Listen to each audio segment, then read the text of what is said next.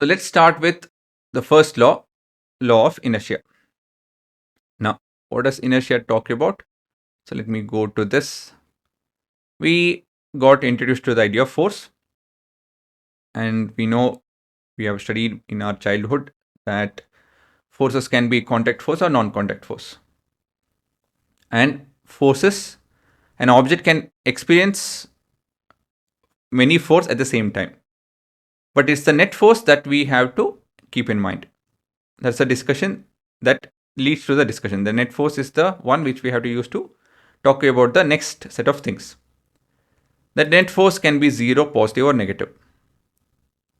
Now, when the net force is 0, this leads to inertia, the concept of inertia. And inertia has to do with something with mass that we'll talk in time. So when the net force is 0, it needs the concept of inertia. And from there, we have a law of inertia. So what is law of inertia? Law of inertia is a scenario wherein the net force is 0 and this leads to object moving with uniform motion. So I think in your exam you should better write this definition. So in the absence of external force, when viewed from a inertial reference frame, an object at rest remains at rest, and object in motion continues to be in motion with the same velocity, with that constant velocity. Now, there are parts to law of inertia,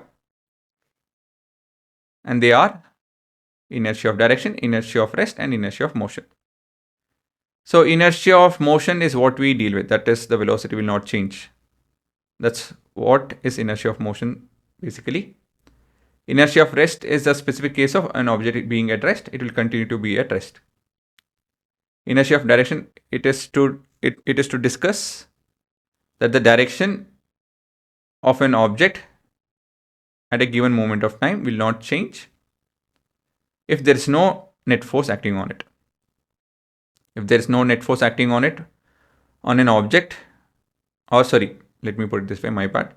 If the net force is 0 on an object, it will continue to have the same direction.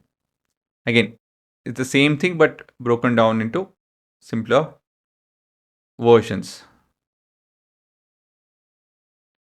And finally, using the first law of motion, we'll be able to define force. Force is an external agent which changes or tends to change the state of rest or motion. So guys, yes, you will get things like define force using first law of motion. In that case, you need to state first law, right? As per first law, or first law states that, so on and so forth. And then you have to state, as per the above idea, force can be defined as an external agent which changes or tends to change the state of rest or motion. Okay, so that would be it. Yeah, you need to copy this.